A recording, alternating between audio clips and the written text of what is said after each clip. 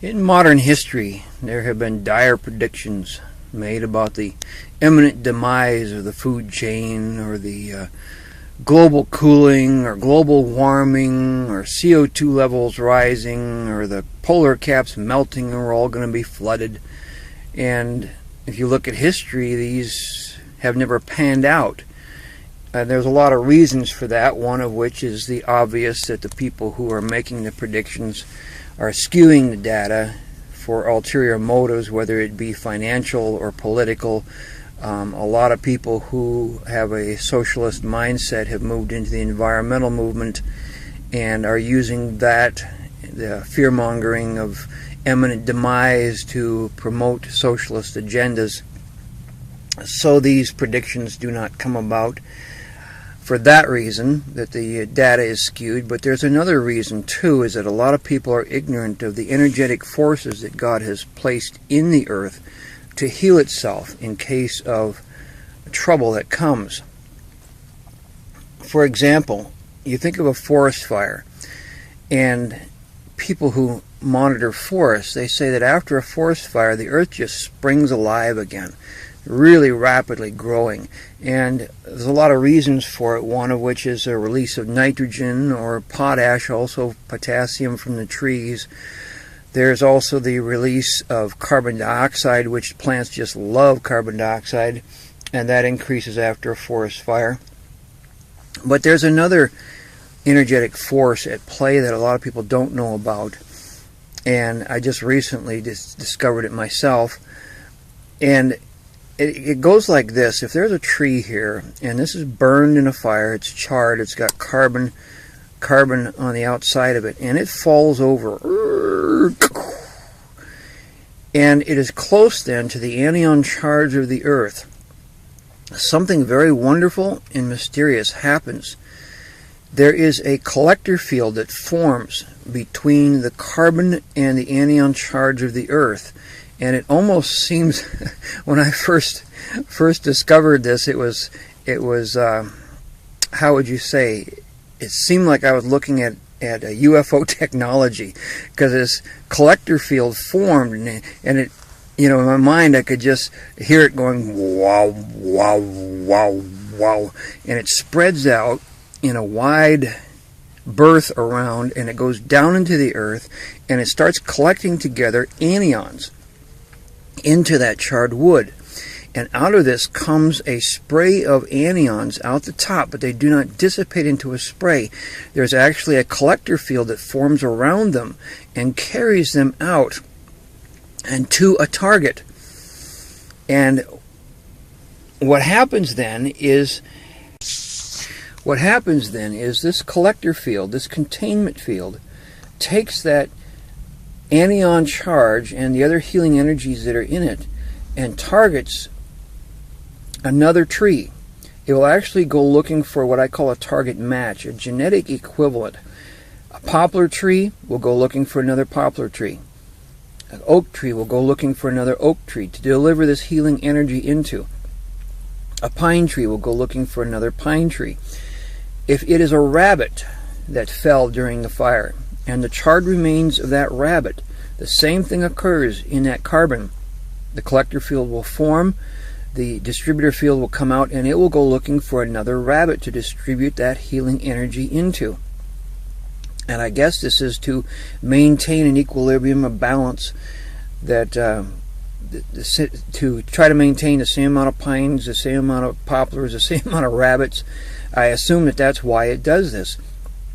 But it will go looking for another rabbit to distribute that healing energy into. And if the closest rabbit is hundreds of miles away, it will find it, and it will deliver that to it. Now, if it cannot find a genetic match, a target match nearby, or anything to distribute it to, it will then go looking for a cation charge. Now, a cation charge forms when something is sick or injured. Like a deer. Let's say a deer was hurt, has a wounded leg during the forest fire, got a wounded leg. This thing will send that healing power into that wounded leg, to that cation charge. and it will send that in to help heal the deer or heal whatever animal needs it. So first it will go looking for a genetic match, and then it will go looking for a cation charge, in that order. But there's some fascinating rules that govern how this thing operates. Now let's say, for example, that this is okay. First thing is, if this falls on the ground, the distributor or the collector field forms perpendicular to the source of the anion charge. So it spreads out across the ground. Like if this is a hill and this falls on the side of a hill, the collector field does not go out according to gravity. Otherwise it would spread out over an empty space, spread out over a valley or a ravine. Instead it goes perpendicular to the source, so it would go up and down the hill to get the anion charge out of the ground and into the air. The next thing is that if this thing, let's say that this is a poplar tree and that's a poplar tree, and this thing forms and it starts firing into this. As long as this thing is firing into this, this will not fire. This will be the doctor, this will be the patient. And let's say that this thing falls into a little bit of a ravine to where it is actually lower than the collector field of this tree. So now it's down into the collector field. What happens then is instantly the entire apparatus will shut down. This thing that's the collector field is going wah wah wah, will go wah, and the distributor field will go pew. It'll shut itself off, and it will sit there and watch the patient, and the patient will watch the doctor. This will never fire, that will never fire. And as long as nothing changes, they will sit there for eternity watching each other. But if something happens, like a leaf blows from another tree onto here, suddenly the genetic match changes, because there is genetics from another tree, and it will abandon this as a patient and will go fire to something that has a closer target match, something more of a genetic equivalent. And when it fires off to another target, this will then activate and it will find a target to shoot to, unless of course it gets picked on by another one. But they will sit and they will watch each other. Or if a blade of grass grows over this one, then the genetics will change and it will go looking for a different target. Also, if another piece of something that is either targeting something else or being targeted to where there's communication, if this falls near this, and if there's an anion spray coming out of this or going into this, this thing will abandon this as a target, because it assumes that because of the anion spray that is so close to it that it doesn't need to target it anymore. This area will be off limits to it because there's an anion charge rising out of it, and so it will go looking for another target.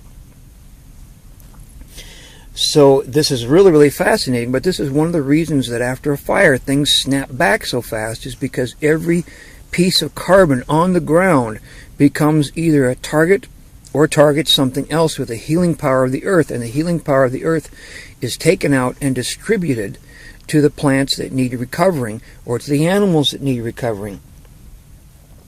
Now, this also applies if you have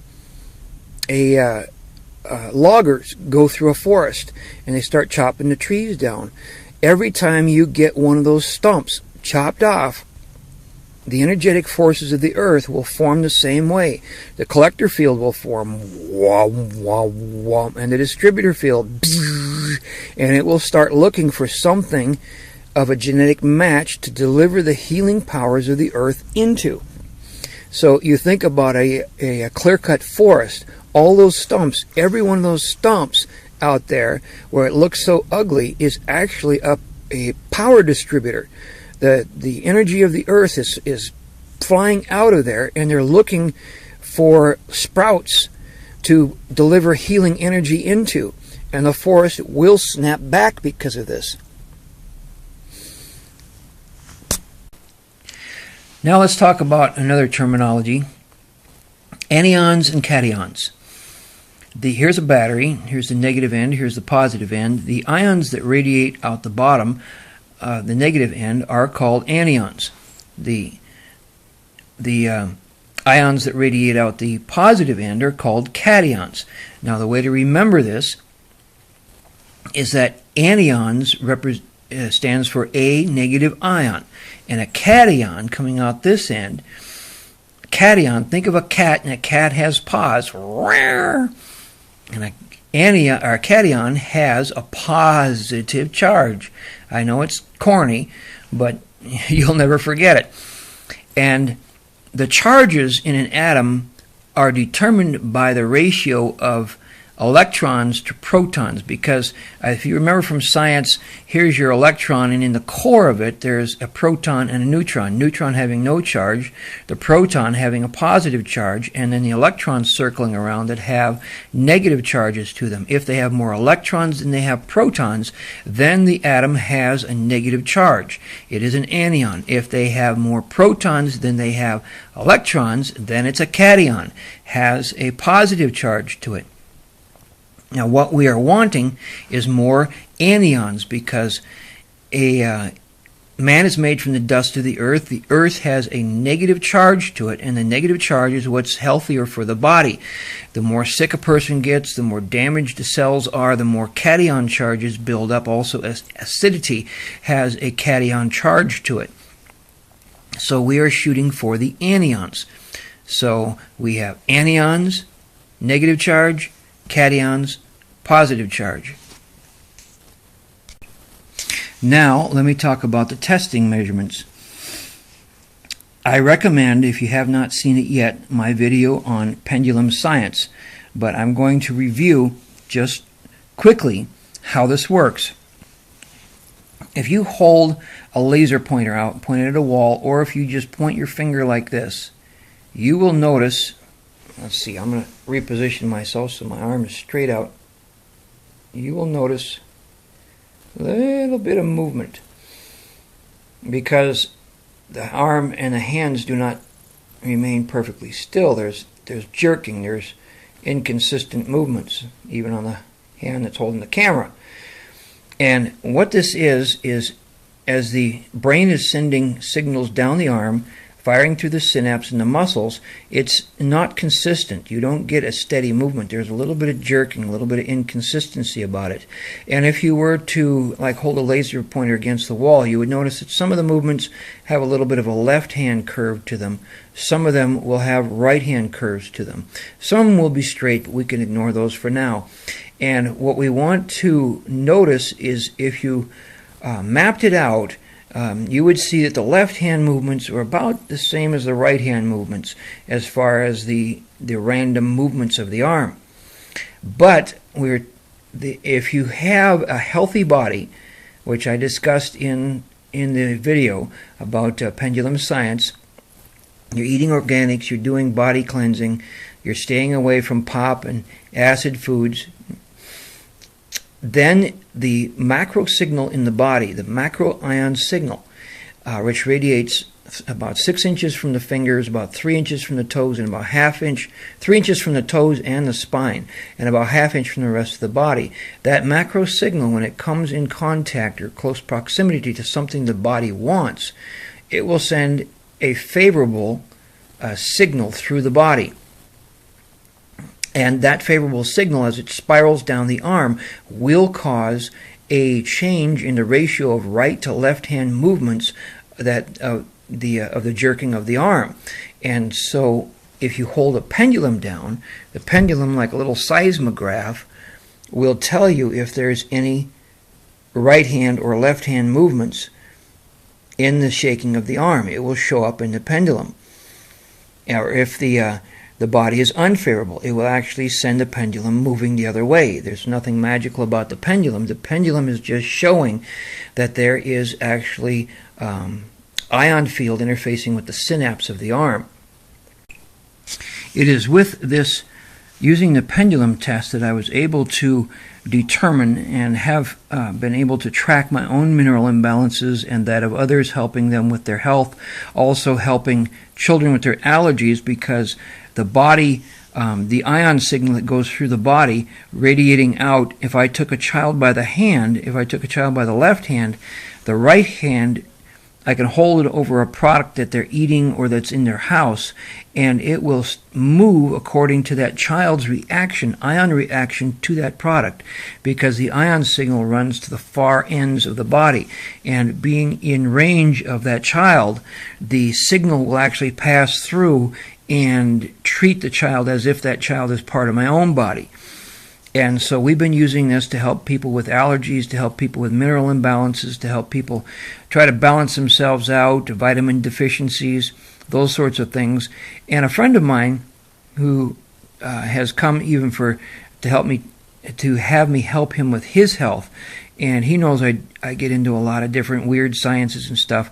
He asked me one day, he said, have you ever heard or studied anything about orgonite? I told him I didn't know what kind of a rock that was. He said, oh, no, it's not a rock. It's a device that people are making and making all kinds of claims about it. I said, I haven't heard anything about it. And he said that he had ordered a orgonite disc, and this is what he had ordered. I think he paid like $20 for it and asked me to check it out. Now, the pendulum also helps for indicating ion fields. It picks up ion fields very, very easily, especially if a person is deficient in anions or cations. And I ran this thing through every test that I could, and I told him all I'm getting off of this, and this is metals with a crystal in there, I'm getting anions and cations out of here. And we discovered that what is happening is the metals are acting like an EMF receiver, and the crystals acting like a transmitter, sending out cations one way and anions out the other way. And then I started looking online about the internet, about the orgonite devices that people were making. They were also incorporating coils into their devices. Let me set down this napkin here. We'll put the coil on top of that so you can see it. So anyhow, then I started testing the coils to see what kind of production is coming out of those. And to my surprise, the coils, and I won't show it now because I'm ion neutral, the coils themselves, I tested out the shapes and the sizes that people were making and found out that the coils with a 1/4-inch spacing that spiral off clockwise, anions are coming out of here, and if it spirals off counterclockwise, cations are coming out of here. Apparently the EMF somehow in here, this will separate out the ions out of the EMF. So I put out an Orgonite alert online and did several videos about the coils, because a lot of people were pointing this coil toward the people who were sitting by the device, which is not anything you want. You don't want cations going into you. You want the anions going into you. Okay, the next thing that I checked then was I made myself I just call it a power puck. First I made these out of iron and resin, and found out that that I had done that wrong, and what I needed to do was to make it out of carbon and resin in order to get orgonite. And so I went to the car parts store and got that's where I got the metal filings from, where they're turning rotors. It's cast iron, but it's shavings is what it is. It's free. They throw it away. Picked up several buckets of that. Picked up royal oak charcoal and ground it up in a grinder. Mixed it with the resin. Poured it into a muffin pan. And I'd also put a coil in there, trying to get it to produce better. But because of the metal in the device, it ground out the coil, so the coil was not generating. But this is my first experience with a device with the carbon in it. See, this one here did not have any carbon, so there was no organ going to be produced by it, no matter what anybody claimed. They call this a tower buster. It's supposed to help defer bad energies around cell towers. But anyhow, so I had this cone, and I took it with me on the road, trying to figure out, how I can measure it, how I can determine whether it has orgone in it or not. And by holding my hand on it, if I held my hand on the top of it, it kind of gave a happy feeling. If I held my hand on the bottom of it, it kind of gave a sad feeling. It was kind of odd, and there was no pendulum reading over it. I couldn't get this to react to it at all. And so I could tell that there was like a latent energy in it, and trying to figure out how to get it out. And so as I was driving down the road one day, I held it up to the driver's side window, past the side window, and I could feel energy starting to radiate from it.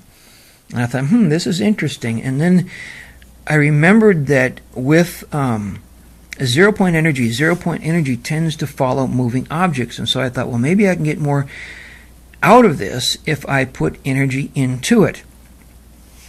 And so the first thing that I did was I held up a battery to it, and to my surprise, the thing came alive. I got powerful field readings off of this. There it is, right there. And I was really surprised, but I had nothing to work with as far as knowing what I was looking at. So I started running it through every test that I knew of.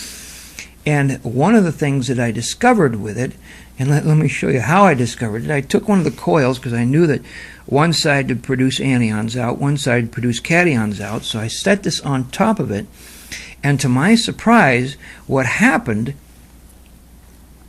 was there was a powerful positive energy that was coming out of it. But it was odd because the shape of the energy actually made a dome over here.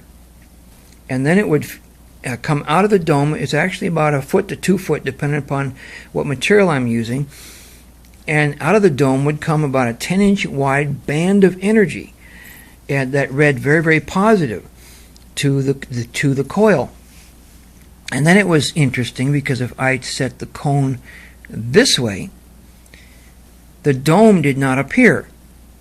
Instead, a tight band of anions would come out of here. And what I discovered was that carbon, and let me show you pure carbon. This is some of the tests that I did. This is some of the Royal Oak charcoal. Royal Oak charcoal, having any charcoal or carbon having anions going through it, will generate these fields. Very, very, very powerful fields.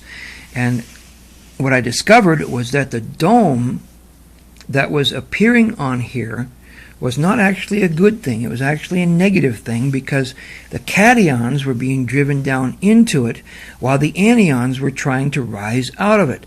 What I found that these devices, if they have carbon in them and you drive anions into them or set them on the ground near an anion charge, that a collector field radiates out the base of this and straight out the sides of the base and down about, this one here will probably go down about 2 feet, but it just goes on and on and on out to the sides, and it collects anions into it and they radiate out the top. Now when I had this on top of it, the cations are being driven down into it while the anions are trying to come up, and the dome that I saw was actually a dome of confusion. It was like a traffic jam. Cations trying to go down, anions trying to come up, and this dome was created as they're trying to organize the traffic flow. And the ribbon that came off of it was a wide and basically unhealthy ribbon. So these things do not like, if you have carbon in these, they do not like cations being driven through them. So if you have a coil, the coil has to be on the bottom side of it. So if you get a pennant, if you order a pennant online and it has a black material that might be carbon in it and a coil next to it, you want the coil to be spinning off counterclockwise, and you want to have this way, so the coil is away from you. So it's the cations coming off of it go away from you, the anions are driven through the material into your body. So if you have a pennant, that's how it should be. You do not want to have a pennant with any counterclockwise coil facing into you. This is not healthy. And now discovering this, that having this thing with this coil on it, finding out that the cations being driven down into it caused this traffic jam, I realized that one device that I had made was totally messed up. Let me show you my Frankenstein device. I did just about everything wrong that could be done wrong in a coil. I poured this into the bottom of an ice cream bucket. First I poured in clear resin, and when I thought it had set up enough, and there was actually a coil in the middle, when I thought it had set up enough, I poured in the resin with the carbon and the metal into it. But the clear resin apparently was not set up hard enough, and the coils slid, and one coil slid over and was touching these, and I know the coils touching each other will cancel each other out. So I went in from the top and actually pulled this out through the resin. But this is how the coils are situated in there. They are situated with the clockwise coming out, anions coming out, cations being driven down into this. And because of these coils and the cations going in, anions trying to come out, each one of these needs about 2 foot clearance to coordinate the traffic of the anions and cations, the congestion. Well, they don't have 2 feet. I mean, they've got barely 2 inches. And so what is happening with this is, out of this is coming this cone of confusion. It's not a cone, excuse me. It's like a fog. That there is no coordination in the distributor fields that are coming out here. Everything is all confused, and this fog just dissipates. It rises up and dissipates. So this is my Frankenstein device. I feel really guilty about it, because once you see how these devices are supposed to work, and you see what a sick puppy this is, you realize there are wrong ways of doing this. And I feel so bad about this, I thought about destroying it, and I thought, well, maybe I ought to take it out near the closest cell tower to me and just buried it in the ground and let it do what it wants to do. So that's my little freak of nature there. And then I started testing out different shapes and different compositions. This here is actually the Royal Oak charcoal ground up in resin, because I wanted to see if it would generate better without the iron in it and just with pure charcoal, carbon in it. Because I'm finding that if I take the carbon and set it on the ground, it will generate the collector field out the bottom, the distributor field out the top. So I wanted to see if shapes would enhance that. And it did not by very much. And as I was trying to incorporate, what I was trying to do is trying to find the maximum output. Now that I was able to find out that there was a collector field that radiated out the bottom, and this is a very negative collector field, and a positive anions coming out the top with a guidance system. The distributor field is like a guidance system coming out the top. So I tried a shape like this to see if that would encourage to get more of that effect, and I was sorely disappointed. And this particular cone here, I've been using little things like this, little martini glasses, and poured the resin and the charcoal in there. And of course, you have to spray with oil first, and this is the bottom of a pie pan. But I did not get good production out of this device, so that was a wash.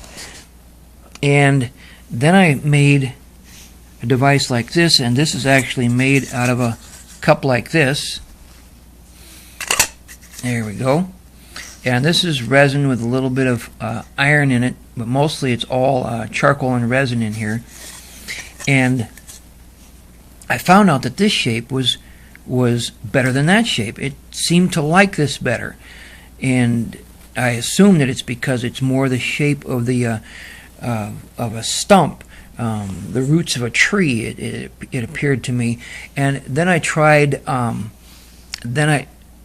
We were testing these, and we found out that the material that the cones and the devices are made of is actually showing up at the place where these are targeting, because these do target. The first thing that they will do is they will go looking for the distributor field is actually guided, and the first thing that it's going to go looking for is a genetic similarity. and I can set this out, set it up a little bit above it, and this will target this. But what I was finding is the resins were showing up at the target, and being that I was looking to use these for medical purposes, I did not want these. I did not want to be injecting anybody with resins. So I found out that a lot of people are making these things out of cement. So I took the cones, I took the little thing, and I started producing cement. And this is Portland cement mixed half and half with sand. And these actually produced quite well. I was very impressed with them. But then I poured cement into this bugger and popped it out, and this is generating better than anything else that I have, even better than these big cones here, even better than, well, I don't know, I haven't compared it to that one. But this is generating, for its own shape and size, this is generating quite well. The other thing that was interesting was when I was testing these, I would notice when I was testing these devices that the collector field would go in the bottom, and it would start coming out the side right about here if it was heading toward a target. So I realized that there was a lot of material in here it did not need, that was unnecessary. So this is part of the reason why I went to this shape, is to get the base that it needs and the little bit of bump on it that it needs, and there is no extra material. I'm trying to get more bang for my buck, and this is actually producing quite well. The collector fields spread out the bottom, the distributor fields are coming out the top. So this has been my most productive shape. So I've been making a bunch of these. My wife said, you know, those look like boobs, and I suppose you could jokingly say I'm going to be giving this is for in the spring. I'm planning on giving Mother Earth a boob job. I'm planning on burying these around to see if I can get these distributor fields out, and I'm actually testing it to see if I can actually create what's called a thin place, and we will have to find out how well that works. Now, please pardon me if my thoughts are a little bit random here, but that's kind of the way my mind works. Let me talk to you about shapes. This shape, this cone, this muffin tin, does not have enough of a taper to it to actually generate its own ion and cation field. But if a person puts it onto a coil, especially if the coil has the counter or the clockwise pointing up, the anions going through it will cause, and I'm going to give it a name, the organic targeting and tracking and restoration system. OTTRS, I'm going to call it. OTTRS, just so I don't keep calling it the field. OTTRS develops on this. And what I found with this is OTTRS, which is ubiquitous, it's all over in nature. What this is, and it occurs with only organic material, it does not occur with metals. Organic meaning having carbon in it, but with organic material, two fields form. First of all, there is the collector field that goes out, and I must tell you that when I first discovered the collector field, it scared me, because I had a puck set on its side, and I had a battery, and this puck will actually start to generate if that battery is within 10 inches of it. The collector field will radiate out. But I'm in my house, and this collector field goes sideways, perpendicular to the source of the anion charge. And it's spread, and it's very, very powerful, and reads very, very negative on the ion field testing. Very, very negative. And suddenly I realized I had this powerful negative force that was going through my house, basically splitting my house in half. I was afraid to even step into it, because this thing just freaks out when it gets into it. It's very, the word, well, negative, very, very harmful. The body just freaks. And the reason the body does not like it is this is a collector field. It pulls into itself anions and life energy and even other atoms and particles, pulls into itself and then radiates them out the top. And the body likes the field coming out the top. It's anions. This will suck anions. This is a taking field. this collector field. It takes things away from you. It's like Robin Hood in the Sherwood Forest, stealing from the rich and giving to the poor.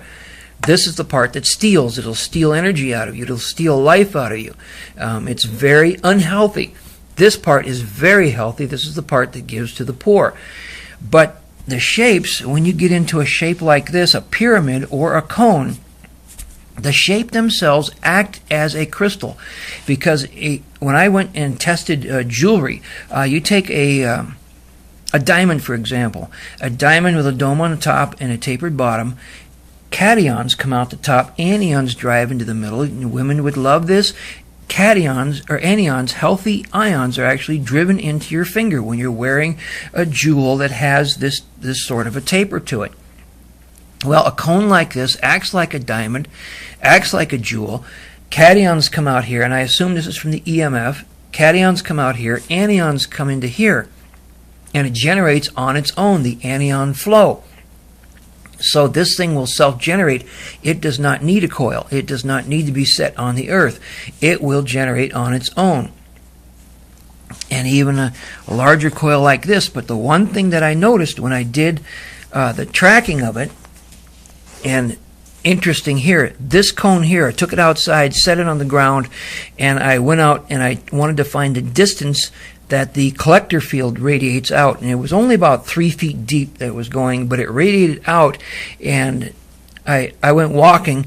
It was kind of funny because I set this down in a parking lot, walked, I thought maybe it'd go 50 feet, went beyond 50 feet, went beyond 100 feet, went beyond 200 feet. I actually was going across streets and through parking lots and around cars, tracking the field that was radiating off the base of this. And when I got out 200 yards, in this heavy traffic, busy city, I decided, you know what, this thing just goes on a long, long ways.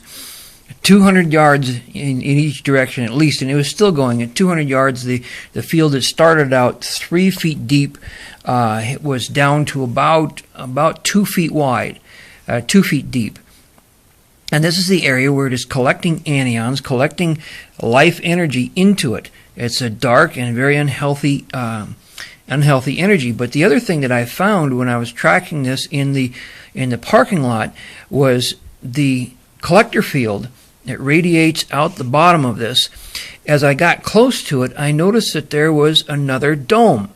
And this was a dome of the negative energy. And this particular cone, the dome was 10 yards, 30 feet, as a perfect dome on the bottom of it. And I thought, wait a minute, what is this? And I remembered the dome that I had seen on top of the muffin cone, and it was the exact same thing. That this, because it is like a crystal, the EMF causes cations to radiate out the bottom. Well, there you've got another traffic jam. You've got the anions trying to be sucked into this thing, and the cations trying to come out of it, and you've got this traffic jam. So we've got this traffic jam that's occurring here that goes out 10 yards, and I did find out that in this collector field, if I hold this against myself, this will actually start sucking anions out of my body. But I wanted to know if I go on beyond the 3-foot mark, if I stand in the cone, the dome of the traffic jam, if I stood in there, would it also suck the anions out of my body? And it did not. It appears that as the collector field comes in with the anions and they back up into this traffic jam, that they've already got their anions with them. They don't need to collect anymore, so they're actually building up, and I could safely stand in that field. But if I approached and got within 2 to 3 feet of this, it would start sucking anions out of my body. Now, here is an interesting thing, though. A lot of people have cones or pyramids in their house, orgonite devices, and they set them not on the floor, they set them on counters. They set them on nightstands. They set them on coffee tables. And so the collector field is actually radiating through the house. And if they have them set on a nightstand and they're laying down next to it or down into that field all night long, this thing's going to be sucking anions out of their body. So this is not healthy at all. And the other thing that we discovered is that the cones and the pyramids, as the collector field is sucking everything into it like a black hole, if there are particles or anions or atoms, it sucks those through also and sends them into the distributor field. And the material itself will end up at the target. Now, you could take a person who's laying down next to this all night long. They're going to have the anions sucked out of their body into this device, and it will fire up. And because they're into the collector field, it will not target them to be distributed to. But they stand up. They're anion deficient. They're high in cations. Then this thing will pick them up as a target, and it will start distributing anions into them with the material that it's made of. So here you have somebody laying down, having the anions sucked out of them all night long, and then when they stand up, this thing starts depositing. If it's made of resin, it'll start depositing resin into them. So people thought it was bad enough that I had warned them about the coils, but here you also have a condition of the collector fields that radiate out. You don't want to be in that collector field. These things, cones and pyramids, need to either be on the ground, and if you live in an apartment, remember they radiate down 2 to 3 feet. So hopefully the person who's down in the below you is not a tall person, and so that they're down below that field. Or you can take these, and preferably take these and place them flat against an outside wall. And the reason for this is that the electrical systems of a house, the electricity runs through the walls, and also the grounding wires run through the walls. Now, being that this is looking for anions, a good source, especially like in an apartment or a high-rise, is in the wiring, and the wiring is thickest in the walls, particularly the outside walls. So if you stick this flat against an outside wall, it can collect all at once, and there's no worry then about anybody being in the collector field unless they're walking through a door or sticking their head out a window, which usually people don't do for very long. It's a whole lot better than having this on a dresser or having it on a coffee table and having your lower parts and any pets you have in that collector field, because this will suck life out of you.